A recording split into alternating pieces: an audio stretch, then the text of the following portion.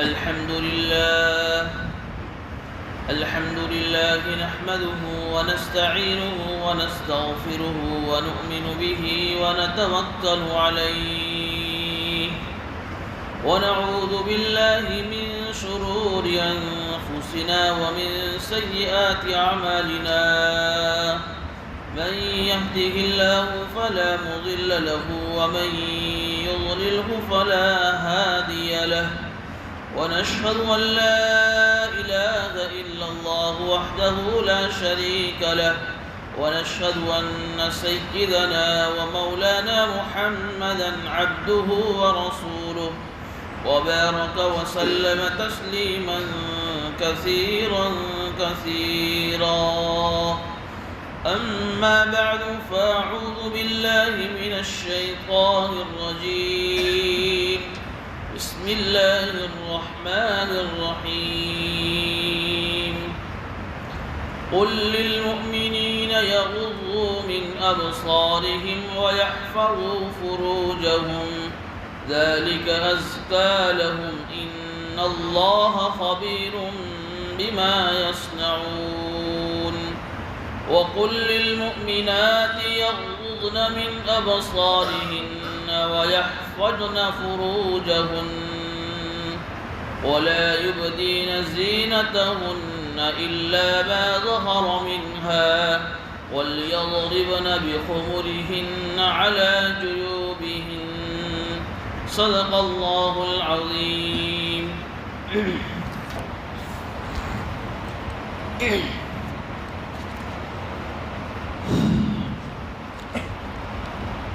پچھلے کئی ہفتوں سے سورہ نور کی تفسیر کا سلسلہ جاری ہے. جب یہ سورت شروع ہوئی تھی اس وقت بتایا تھا کہ اس سورت کے اندر اللہ رب العزت نے شریعت کے اسلام کے کچھ خاص قانون نازل فرمائے ہیں اور ان قانون کے نازل کرنے کا مقصد اللہ رب العزت کا یہی ہے کہ ہمارا پورا معاشرہ، پوری سوسائٹی، پورا سماج پاکیزہ ہو جائے. اس لیے سب سے پہلے زنا کی سزا کا قانون بیان ہوا. پھر اس کے بعد کوئی مرد کسی اجنبی عورت پر تہمت لگائے تو اس تہمت کی سزا کا قانون بیان ہوا. اس کے بعد پھر لعان کا قانون نازل ہوا کہ اگر کوئی شوہر اپنی بیوی پر زنا کی تہمت لگائے تو اس سلسلے میں شریعت کا جو قانون تھا جو لعان وہ قانون بیان ہوا. پھر اس کے بعد ایک رکوع کے بعد کہ کسی غیر محرم یا کسی اجنبی عورت پر زنا کی تہمت لگانا کتنا بھیانک اور کتنا خطرناک جرم ہے، اس کو سمجھانے کے لیے ہم سب کی ماں حضرت عائشہ صدیقہ رضی اللہ عنہا کا واقعہ عفق کا بیان ہوا کہ ان پر منافقین نے کتنی زبردست تہمت لگائی اور پھر اللہ رب العزت نے ان کی برات کے اندر 20 آیتیں نازل فرمائی. پورا تفصیل کے ساتھ یہ واقعہ بھی آپ حضرات کے سامنے بیان کیا گیا تھا. اس کے بعد پھر 2 رکوع ختم ہونے کے بعد آیت نمبر 26 سے اللہ رب العزت نے زنا کی روک تھام کے لیے کہ جن راستوں سے اور جن طریقوں سے سماج میں، سوسائٹی میں، معاشرے میں زنا پھیل سکتا ہے ان سارے اسباب پر، ذرائع پر پابندی لگا دی. اس میں سب سے پہلی چیز پر جو پابندی لگائی تھی کہ کوئی آدمی کسی کے گھر میں بغیر اجازت کے داخل نہ ہو. اور اس سلسلے میں پوری تفصیل کے ساتھ گھر میں داخل ہونے کی اجازت کے آداب بیان ہوئے تھے. ہر آدمی اپنے گھر میں ایک آزادی کے ساتھ رہتا ہے. اگر بغیر اجازت کے اس کو گھر میں پرمیشن دے دی جائے گی تو پھر اس کی آزادی ختم ہو جائے گی. اور بعض مرتبہ عورتیں اپنے گھروں میں کبھی بغیر دوپٹے کے سر پر اوڑھنا نہیں ہوتا، اس حالت میں گھر میں کام کرتی ہیں. اگر کوئی غیر محرم کسی ایسی حالت میں گھر میں داخل ہو گیا تو ہو سکتا ہے کہ پھر زنا اس کے نتیجے میں وجود میں آ جائے. اس لیے اس سلسلے میں گھر میں داخل ہونے کے کیسے گھر ہو اور کن گھروں میں کس طریقے سے اجازت لے کر داخل ہوا جائے اس کی پوری تفصیل آئی تھی. آج کی اس آیت کریمہ جو آیت نمبر 30 ہے، اس آیت میں اللہ رب العزت جو ہے دوسرا ایک سبب زنا کے اسباب پر، زنا کا اسباب ایک بیان کر رہے ہیں اور اس پر پابندی لگا رہے ہیں. سب سے پہلے ہم آیت کریمہ کا ترجمہ سن لیتے ہیں۔ اے نبی جی، آپ ایمان والوں سے کہہ دیجئے یغضوا من ابصارہم، کہ وہ اپنی نگاہوں کو نیچے رکھے، وَيَحْفَظُوا فُرُوجَهُمْ، اور اپنے شرمگاہوں کی حفاظت کرے، ذَلِكَ أَزْكَىٰ لَهُمْ، یہ چیز اور یہ قانون تمہاری خود کی اپنی صفائی کے اور پاکیزگی کے لیے ہے۔ ان اللہ خبیر بما یصنعون، اور ایک ایک کاموں کی جو تم کرتے ہو اللہ کو پوری خبر ہے۔ دیکھیے اس آیت کریمہ میں دوسرا جو حکم دیا ہے وہ ایمان والے مردوں کو اپنی نگاہوں کو نیچے رکھنے کا حکم ہے، اس لیے کہ ساری جو خرابیاں، بے شرمی اور بے حیائی اور زنا جو وجود میں آتا ہے اس کی سب سے بڑی جڑ ہے نگاہ، آنکھوں کی بے احتیاطی اور بد نظری جس کو ہم کہتے ہیں۔ سب سے پہلے آدمی آنکھ سے کسی غیر محرم کو دیکھتا ہے، پھر اس کے بعد کانٹیکٹ شروع ہوتے ہیں، پھر اس کے بعد ملنا جلنا شروع ہوتا ہے، پھر یہ چیز زنا تک پہنچتی ہے۔ تو زنا تک پہنچنے کے لیے جو چیز سب سے پہلے تھی آنکھوں کی حفاظت، اللہ نے اس کا حکم دے دیا کہ ہر ایمان والا بندہ کسی پرائی کسی غیر محرم عورت پر بری نگاہ سے نہ دیکھے، بلکہ اپنی نگاہوں کو نیچے رکھے۔ اب یہ کیوں ضروری ہے اس کو سمجھیے کہ دیکھیے اصل میں آنکھ جو ہے اللہ رب العزت کی ایک بہت بڑی نعمت ہے۔ جس کے پاس آنکھیں نہیں ہیں ان سے جا کر پوچھے کیا وہ کتنی ساری نعمتوں سے محروم ہے اور کتنی ساری تکلیفوں سے گزرتا ہے۔ ایک کتاب میں ایک سائنسداں کا قول لکھا ہے کہ یہ آنکھ اللہ کی اتنی بڑی نعمت ہے کہ جب آدمی اندھیرے سے اجالے میں جاتا ہے یا اجالے سے اندھیرے میں آتا ہے، اور اس وقفے میں اس تھوڑی سی سیکنڈ کے لمحے میں آنکھ جو سکڑتی اور کھلتی ہے، جو بند اور کھلتی ہے، اتنے سے تھوڑے سے عرصے کے اندر 9 میل یعنی تقریباً 14-15 کلومیٹر کا فاصلہ طے کر لیتی ہے۔ آنکھ میں جو اللہ نے سنایو رکھے، جو اعصاب رکھے ہیں، وہ سنایو یہ ایک اتنے عرصے کے اندر 9 میل یعنی تقریباً 15 کلومیٹر کا فاصلہ طے کر لیتی ہے۔ اتنی بڑی زبردست یہ آنکھ اللہ نے ہم سب کو عطا فرمائی۔ اب یہ آنکھ جو ہے اس کے ذریعے سے آدمی جو کچھ بھی دیکھتا ہے، جو تصویر دیکھتا ہے، جو منظر دیکھتا ہے، ایسا نہیں ہے کہ اس کا دل پہ کوئی اثر نہیں ہوتا ہے۔ جو بھی آدمی منظر دیکھتا ہے، جو بھی تصویر، جو بھی فوٹوز آنکھ کے ذریعے سے دیکھتا ہے، وہ دیکھنے کے بعد دل کے اندر مختلف قسم کے جذبات آدمی کے دل میں پیدا ہوتے ہیں۔ مثال کے طور پر اگر آپ اپنی آنکھوں کے ذریعے سے کعبہ کو دیکھیں گے، اللہ کے گھر کو، تو ظاہر سی بات ہے کہ ہر آدمی سوچ سکتا ہے کہ اس کے دل کے اندر اللہ کی عظمت، اللہ کی محبت اور نہ جانے کیسی جو ہے اچھے جذبات اس کے دل میں پیدا ہوں گے کعبے کو دیکھ کر۔ کوئی آدمی اگر اپنے ماں باپ کو دیکھتا ہے، اپنے بڑے کو، اپنے اساتذہ کو دیکھتا ہے، تو اس کے دل میں بھی ان کے تعلق سے محبت کے جذبات ابھرتے ہیں۔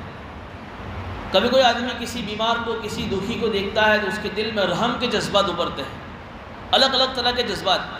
بالکل اسی طریقے سے ایک آدمی جب کسی اجنبی عورت کو دیکھتا ہے، کسی حسین چہرے کو دیکھتا ہے، تو اس کے دیکھنے کے بعد اس کے دل میں شہوت کے جذبات ابھرتے ہیں، خواہش کے پورا کرنے کے جذبات ابھرتے ہیں، اور یہی خواہشات کے جذبات اس کو اللہ کی نافرمانی پر اور گناہوں پر آمادہ کرتی ہیں۔ معلوم ہوا کہ آنکھ ایک اللہ نے کیمرے کی شکل میں دی ہے ہمیں۔ کوئی بھی فوٹو دیکھو، چاہے بھول سے دیکھو، کلک ہو کر وہ دل میں سیو ہو جاتا ہے۔ جیسا فوٹو دیکھا ہے، جیسا منظر دیکھا ہے، اس طرح کے خیالات آدمی کے دلوں میں آتے ہیں اور پھر آدمی اس پر ایکشن لیتا ہے۔ اس لیے اللہ رب العزت نے اتنی بڑی آنکھ دی ہے، تو قیامت کے دن اللہ تعالیٰ پوچھیں گے ان السمع والبصر والفؤاد کل اولئک کان مسعورا۔ آنکھ اللہ کی نعمت ہے، کان اللہ کی نعمت ہے، دل اللہ کی بہت بڑی نعمت ہے، ان سارے بارے میں اللہ سے کل قیامت میں پوچھو گے۔ یہ ہماری اپنی خود کی جاگیر نہیں ہے، ہم جب دیکھیں جہاں دیکھیں جس کو چاہے ہم دیکھ لیں، کون ہمیں پوچھنے والا ہے؟ نہیں، اللہ کی دی ہوئی ایک امانت ہے۔ بلکہ آپ دنیا میں بھی دیکھتے ہیں کہ کوئی ڈاکٹر، آپ کسی ہاسپٹل میں چلے گئے، کوئی ایسا مریض پیشنٹ ہے جو ہارٹ اٹیک کا بیمار ہے، تو وہاں پہلے سے کہا جاتا ہے کہ بھئی اس کے کمرے میں ایسے آدمی کو جانے مت دیجیے کہ جس کو دیکھ کر وہ جو آنکھوں میں آنسو بھر آئے، اس لیے کہ اس کو آنسو میں دیکھ کر اس آدمی کے دل پر اس کا اثر ہو سکتا ہے۔ تو اس کی بیماری اٹیک کی بڑھ سکتی ہے، اس لیے ایسے آدمی کو اندر جانے سے روکا جاتا ہے۔ تو بد نظری یہ دین کو اور ایمان کو ختم کرنے والی چیز ہے۔ جس طریقے سے کسی آنسو والے کو روکنا یہ بیماری کی بھلائی کے لیے ہے، اس طریقے سے آنکھوں کی حفاظت ہمارے اپنے ایمان کی، دین کی سلامتی کے لیے۔ لیکن آج کل ہم اس کو بہت معمولی لے رہے ہیں، اور ایسا بھیانک گناہ ہے کہ اس کی کوئی حد نہیں ہے۔ ایک آدمی اگر شرابی ہے تو شراب کی ایک حد ہے کہ بھئی 1 بوتل 2 بوتل 3 بوتل آدمی تھک جاتا ہے۔ ایک آدمی زنا میں مبتلا ہے تو اس کی بھی ایک حد ہے کہ بھئی جب تک اعضاء مضبوط ہے، قوت طاقت ہے آدمی، پھر جب بالکل خلاص تو آدمی اس سے بھی رک جاتا ہے۔ لیکن زنا کی تو کوئی حد ہے، یہ بد نظری کی تو کوئی حد ہی نہیں ہے۔ مسلسل آدمی گھنٹہ 2 گھنٹہ جو ہے جس کو عادت پڑ جاتی ہے وہ دیکھتا رہتا ہے، بلکہ ایسی عادت پڑ جاتی ہے، اگر لت پڑ جاتی ہے تو آدمی بڈھا ہونے کے بعد بھی اس کو نہیں چھوڑتا ہے۔ بوڑھا ہو گیا ہے، پیر خبر میں لٹک رہا ہے، لیکن بیماری ایسی خطرناک لگی ہوئی 2-3 منٹ کی لذت کے لیے آدمی کا پورا بدن بعد میں بے چین ہو جاتا ہے۔ ایک بزرگ کے پاس ایک آدمی آیا کہ حضرت یہ عادت نہیں چھوڑتی۔ کہا کہ کیوں؟ اس لیے کہ جب کوئی حسین عورت جب سامنے سے گزرتی ہے تو دل میں ہی خیال آتا ہے کہ بھئی دیکھ لو ورنہ افسوس ہو جائے گا کہ کیسی تھی وہ۔ کہا کہ وہ دیکھنے کے بعد کتنی منٹ کا لذت آتی ہے کہ 2-3 منٹ کی، کہ پھر اس کے بعد دل کے اندر کیا ہوتا ہے کہ پھر دل 2-3-4 دن تک بے چین پریشان رہتا ہے۔ تو اللہ والے نے یہ کہا کہ 2-3-4 دن دل کو پریشان رکھنے کی بجائے 2-3 منٹ تھوڑی سی تکلیف برداشت کر لی جائے، تو وہ اگر گزر رہی ہے اور آنکھوں کو نیچا کر لیا تو 2-3 منٹ کی تکلیف ہوگی، لیکن آدمی بہت ساری لمبی ٹینشن سے آدمی بچ جائے گا۔ ایک آگ آدمی کے دل میں لگ جاتی ہے، جو اس گناہ میں مبتلا ہے وہ سوچ سکتے ہیں۔ حدیث شریف میں آتا ہے کہ اس گناہ کی وجہ سے اللہ تعالیٰ اس کی عبادت سے لذت کو ختم کر دیتا ہے۔ آدمی کہتا ہے کہ میں 5 ٹائم کی نماز پڑھتا ہوں، میں پابندی کے ساتھ قرآن کی تلاوت کرتا ہوں، لیکن کسی چیز میں مزہ نہیں آ رہا، ہو نہ ہو اس کے اندر آنکھوں کی جو ہے بد نظری کے گناہ میں وہ آدمی مبتلا ہے۔ حدیث میں ہے النظر سہم من سہام ابلیس، کہ شیطان کے زہریلے تیروں میں سے ایک تیر ہے۔ ایک زہریلا تیر اگر کسی پر پھینکا جاوے زہر سے بھرا ہوا، چاہے لگے گا کم لیکن زہر لگے گا تو آدمی کے مرنے کا چانسز زیادہ ہے۔ اسی طریقے سے شیطان کے پاس جو ہتھیار ہے آدمی کو خراب کرنے کے لیے، اس میں سب سے زبردست جو ہتھیار ہے وہ آنکھ ہے، کہ پھر اس کی وجہ سے آدمی بے چین ہو جاتا ہے۔ اسی حدیث میں اللہ فرما رہے ہیں کہ من ترکہا مخافتی، کہ جو میرے ڈر کی وجہ سے اس گناہ سے بچ جاتا ہے، اللہ اس کے دل میں ایمان کی چاشنی کو پیدا کرتا ہے۔ ایک آدمی محسوس کرتا ہے، آپ اندازہ لگائیے، اس پر ایکسپیرینس کرنا چاہے تو آپ کر کے دیکھیے۔ حضور کی بات کبھی غلط نہیں ہو سکتی ہے، لیکن اگر آپ اس پر عمل کریں گے تو آپ خود محسوس کریں گے کہ اس کے بعد کی جو آپ کی عبادت ہوگی اس پر لذت آئے گی، اور اگر آپ نے دیکھ لیا تو پھر اس کی جو عبادت ہوگی اس میں کبھی لذت نہیں آئے گی۔ حدیث میں اللہ کے نبی صلی اللہ علیہ وسلم کا فرمان۔ اس لیے اس گناہ سے بچنے کی بہت زیادہ ضرورت ہے۔ یہ گناہ آدمی اس کو معمولی سمجھتا ہے۔ ہمارے اکابر تو یہاں تک کہ صرف غیر محرم عورت کو دیکھنے سے نہیں، ایسے سے واقعات کتابوں میں لکھے ہیں کہ امرت کہتے ہیں کہ ایسے لڑکے کو جو قریب بالغ ہونے کا ہو، 12-13 سال کی عمر کو ہو، جس کو ابھی کچھ مونچھ کے بال پھوٹے ہو اور اس کے چہرے پر بھی داڑھی نہ آئی ہو، اور ایسا خوبصورت لڑکا ہے، ہمارے اکابر ایسے لڑکوں کو دیکھنے سے بھی اپنے آپ کو بچاتے ہیں۔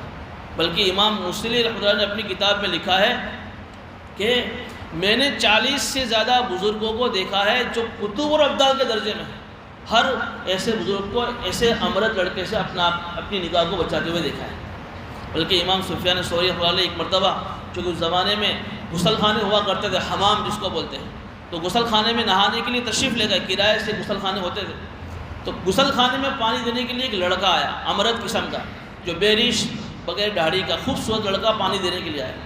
حضرت نے کہا اس کو یہاں سے بھگاؤ، اس لیے کہ میں دیکھ رہا ہوں کہ ایک عورت کے پیچھے تو ایک شیطان ہے، لیکن اس کے پیچھے 12-13 شیطان لگے ہوئے ہیں۔ اتنا سارا اہتمام ہمارے بزرگوں کے ایک بے ریش بغیر داڑھی والے لڑکے سے بچنے کا، تو ایسی غیر محرم عورتوں سے بچنے کا کتنا اہتمام کرتے ہیں۔ اس لیے اب بہت سارے لوگ کیا کہتے ہیں کہ بھی عادت چھوٹتی نہیں۔ مفتی تقی صاحب فرماتے ہیں کہ ان سے کہو کہ تم جس کسی کی بہن ماں بیٹی پر غلط نگاہ سے دیکھتے ہو، اگر تمہیں یہ معلوم ہو جائے کہ تمہاری کسی بہن ماں بیٹی کو کوئی دیکھ رہا ہے تو تم پر کیا گزرے گی، اس وقت تم کیا کرو گے؟ یہ کہوں گا کہ بھئی کیا کرو، بلکہ آدمی برداشت نہیں کر سکتا ہے۔ علامہ جو ہے قصیدہ بردہ میں لکھا ہے کہ ہمارا جو نفس ہے نا چھوٹے بچے کی طرح ہے، نفس کی مزاح کا کوئی معیار ہی نہیں ہے، اس کو تو کچھ نہ کچھ چاہیے، بس کچھ نیا چاہیے لذت کے لیے۔ اب دیکھیے کہ یورپ جو ممالک ہیں اس کے اندر بلکہ وہاں کی گورنمنٹ سرکار نے خوشی اور رضامندی کے ساتھ زنا کی اجازت دی ہے کہ بھائی کوئی آدمی کوئی غیر محرم مرد کسی اجنبی عورت سے اگر دونوں راضی ہے اور زنا کرے تو سرکار ان کو ایکشن نہیں لے گی، اس پر کیس ہی نہیں ہوگا۔ اس کے باوجود بھی وہاں بلاತ್ಕಾರ کے کیس زیادہ ہیں۔ تو ایک ایسے آدمی سے پوچھا گیا کہ جو اس طریقے سے زنا بالجبر کر، اس سے پوچھا گیا کہ بھائی جب تمہارے یہاں خوشی سے رضامندی سے زنا کی اجازت ہے تو پھر تم ریپ کیوں کرتے ہو، بلاತ್ಕಾರ کیوں کرتے ہو؟ کہا کہ خوشی سے زنا کرتے کرتے تھک گیا، اب نفس کو کچھ اور ہے۔ تو نفس کو تم آج ایک لذت چکھاؤ گے، کل دوسری لذت مانگے گا۔ جیسا چھوٹا بچہ ہوتا ہے نا، جب وہ دودھ پینے کی عمر کو پہنچ جاتا ہے اور پھر جب دودھ چھڑانے کا وقت آتا ہے تو وہ چاہتا نہیں کہ میرا دودھ چھوٹے، اس کی ماں کو کتنی کوشش کرنی پڑتی ہے۔ اگر ماں اس کے لیے کوشش نہ کرے تو وہ جوان ہو جائے گا تو بھی اس کا دودھ نہیں چھوٹے گا۔ جب دودھ چھڑانے کی مدت آتی ہے تو ماں کو پوری رات جگنا پڑتا ہے، پورا گھر جگتا ہے، بچہ روتا ہے۔ اسی طریقے سے اگر نفس کے پر جو ہے اس کو عبادت کا عادی نہ بنایا جائے اور پکا ارادہ نہ کیا جائے تو پھر نفس بھی چھوٹے بچے کی طرح ہے، کبھی عادت نہیں چھوٹے گی۔ آدمی دل سے پکا ارادہ کر لے کہ مجھے کچھ نہ کچھ جتنا ہو سکے اپنے آپ کو بچانا ہے۔ حالانکہ حدیث شریف میں آتا ہے کہ ہر آدمی کے حصے میں اللہ نے زنا کا حصہ لکھ دیا ہے، لا محالہ وہ زنا کے اس حصے کو پا کر رہے گا۔ اب کیا مطلب اس حدیث کا کہ آج کے زمانے میں ہم دیکھ رہے ہیں کہ بھائی اب تو ہر چیز پر عورت کی تصویر، یہاں تک کہ گھر میں جاؤ تو گھر کے صابن پر، گھر کے سرما جانے پر بھی عورت کی تصویر۔ آدمی بڑے سے بڑا بزرگ ہوگا وہ بھی بچ نہیں سکتا ہے۔ تو اس حدیث کا مطلب علماء یہ فرماتے ہیں کہ آدمی چاہتے ہوئے بھی اگر کسی طریقے سے اگر اس کی آنکھ نے کسی غیر محرم کو دیکھ لیا، گویا کہ آنکھ کا زنا ہوا ہے۔ کسی کان سے کسی غیر محرم عورت کی آواز کو سن لیا، یہ کان کا زنا ہوا ہے۔ اس کے ہاتھ نے کسی غیر محرم کے ہاتھ کو پکڑ لیا عورت کے تو اس کے ہاتھ کا زنا ہوا ہے۔ پیر سے اس کی طرف چل رہا تو یہ پیر کا زنا ہوا ہے۔ دل میں کسی غیر محرم عورت کے بارے میں سوچ رہا ہے تو دل کا زنا ہے۔ ہر آدمی اس کسی نہ کسی حصے میں زنا کے حصے میں مبتلا ہو کر رہے۔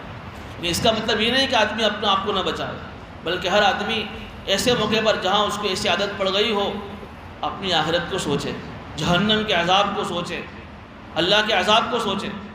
ایک کتاب ہے تلبیس ابلیس نام، اس کتاب کے اندر ایک واقعہ لکھا ہے کہ ایک حافظ قرآن کو بد نظری کی عادت تھی، 20 سال کے بعد وہ قرآن بھول گیا اس کی نحوست کی وجہ سے۔ تو ایک بزرگ نے اپنے شیخ سے سوال کیا کہ حضرت یہ بات سمجھ میں نہیں آ رہی کہ ایک آنکھوں کی بے احتیاطی کی وجہ سے، ایک بد نظری کی وجہ سے اس کے سینے میں جو اللہ کا اتنا زبردست قرآن تھا کیسے چلا گیا؟ تو اس بزرگ نے کیا جواب دیا کہ اصل میں اللہ کی غیرت نے گوارا نہ کیا، اللہ نے یہ سوچا کہ وہ میرا بندہ ہے، میری طرف محبت کی نظر دیکھنے کے بجائے اس نے کسی غیر محرم کو محبت کی نظر سے دیکھا کیوں؟ اس نے اللہ کی غیرت کو جوش آیا، اللہ نے اس کے سینے سے قرآن کو اٹھا لیا۔ یہ ایسی خطرناک اس کی وعید ہے، عبادت سے لذت ختم، آدمی کے اندر سے بے چینی پیدا ہو جاتی ہے۔ بہت سارے لوگ ہم جو ہے نا اس کو گناہ نہیں سمجھتے اور اس کو دین کا حصہ بھی نہیں سمجھتے۔ یہ ساری چیزیں قرآن کریم میں اللہ تعالیٰ یہ ہمیں سمجھا رہا ہے۔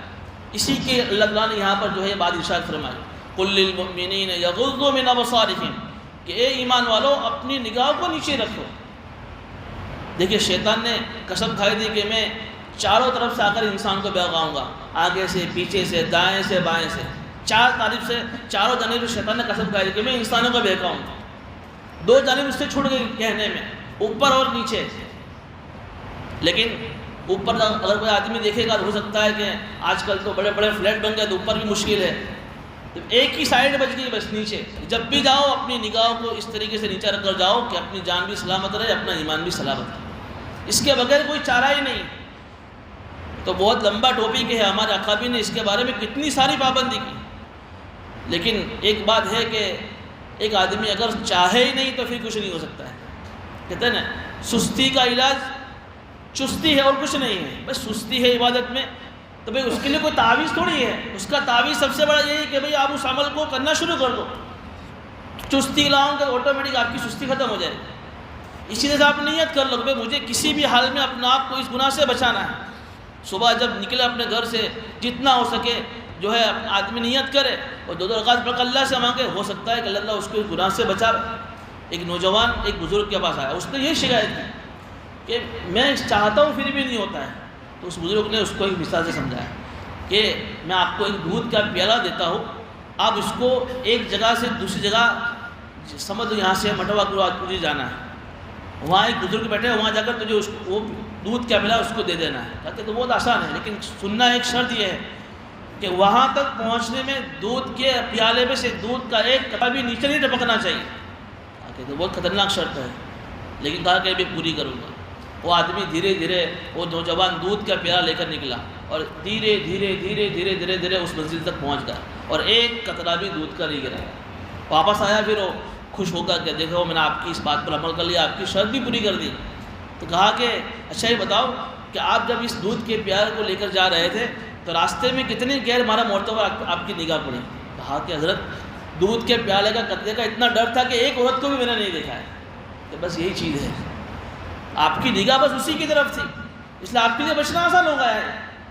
اس طریقے سے جن کو اپنی ایمان کی فکر ہوتی ہے، جن کو اپنی دین کی فکر ہوتی ہے، تو وہ ان کے لیے بچنا آسان ہو جاتا ہے۔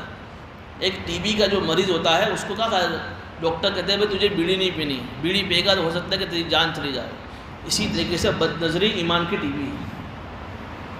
یہاں تک لکھا علماء نے کہ جو آدمی اس بد نظری میں مبتلا ہوتا ہے وہ اپنے ایمان سے موت سے پہلے کلمے سے محروم ہو جاتا ہے۔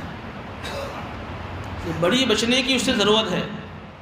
آج کل جو ماحول بن رہا ہے، اور اللہ معاف کرے ہماری جو مسلم لڑکیاں جو کالجوں میں اسکولوں میں جا رہی جہاں مکس تعلیم ہے، مخلوط تعلیم ہے، آپ دیکھیے کہ جب آپس میں ایک دوسرے سے بات چیت کا اور آنکھوں سے دیکھنے کا جب سلسلہ شروع ہوتا ہے تو صرف زنا پر بات نہیں آتی، وہ ہماری مسلم لڑکیاں اپنے ایمان کے سودے کرنے کے لیے تیار ہوتی ہیں۔ آپ دیکھیں روزانہ کتنے اخبار میں ایسی چیزیں آتی ہیں کہ فلاں لڑکی فلاں لڑکے کے ساتھ چلی گئی، غیر نان مسلم لڑکے کے ساتھ، اپنا ایمان تک کا سودا کر لیتی ہے۔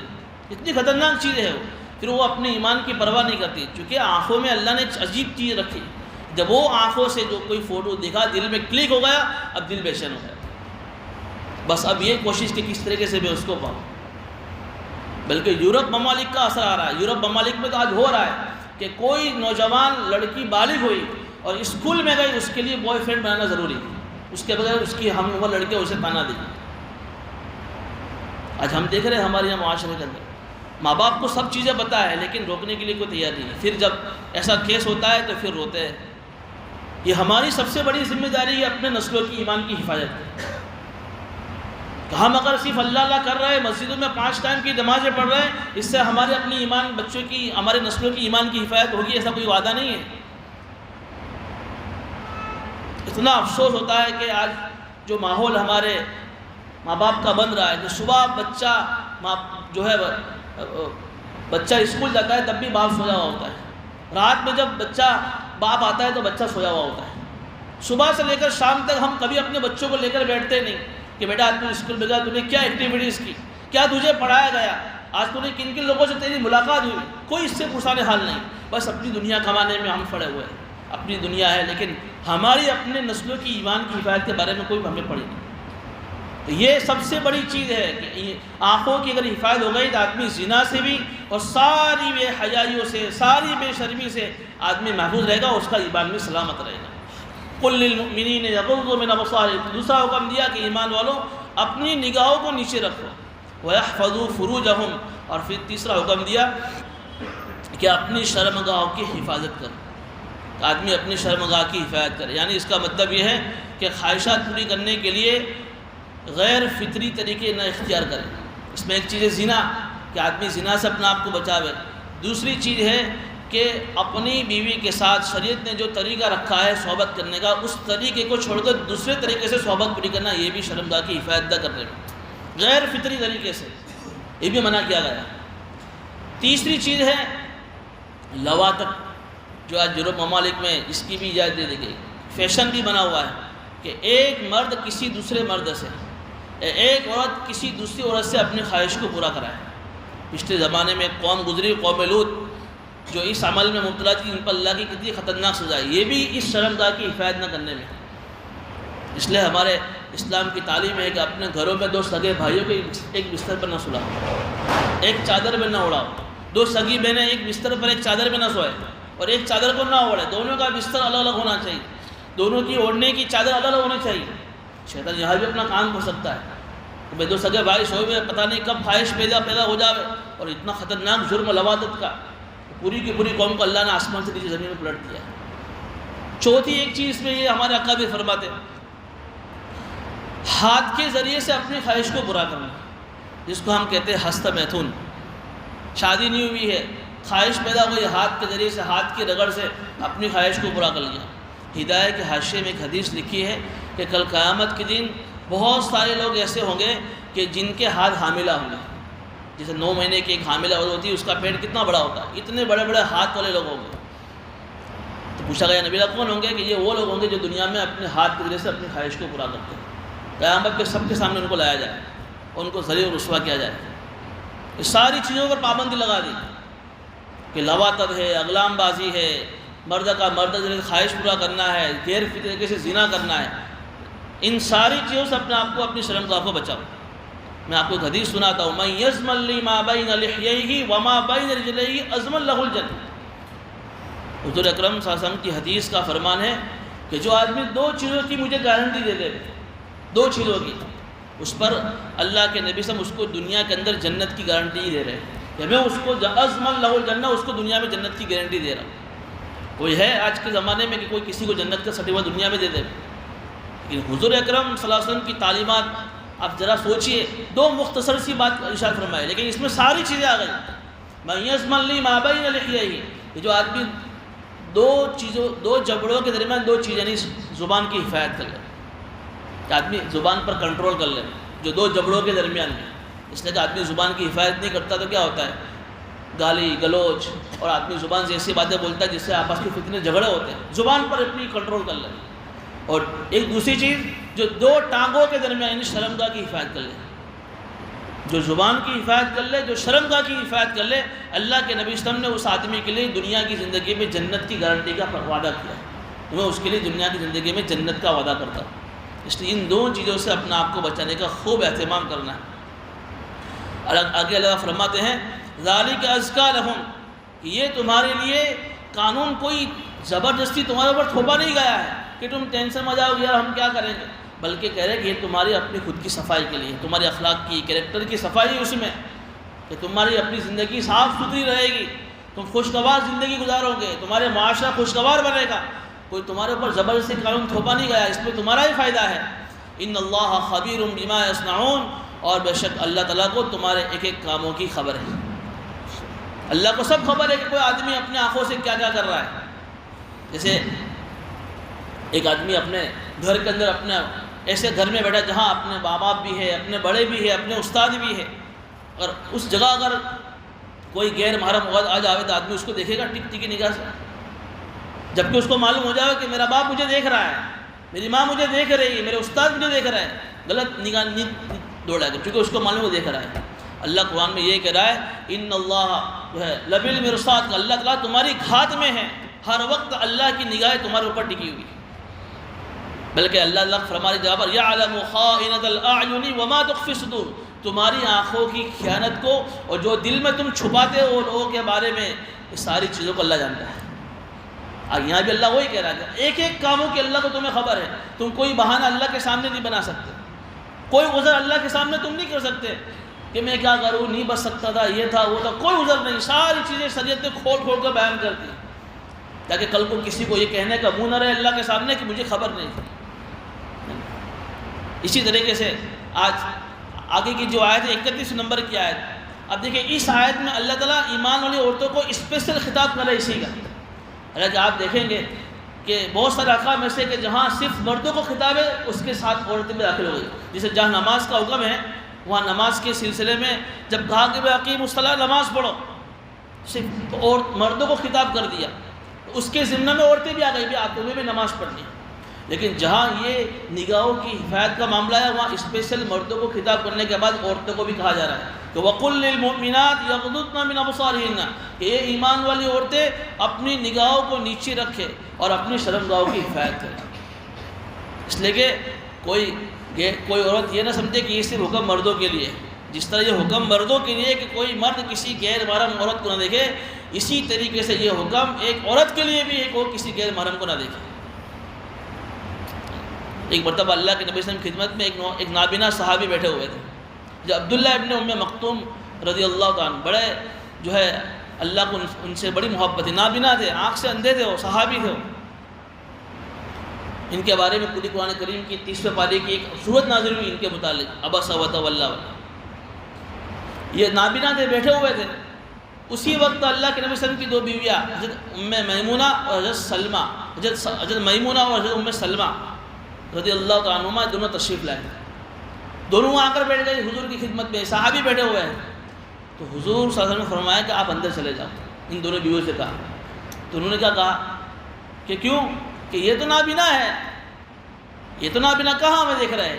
تو حضور نے کہا ایسا فرمایا افا عمیاوان انتما ولستما تبصرانی، کہ تم دونوں بھی اندھی ہو، تم دیکھتی نہیں ہو ان کو، کہ تمہاری تو آنکھیں ہیں، تم دیکھ رہی ہو ان کو۔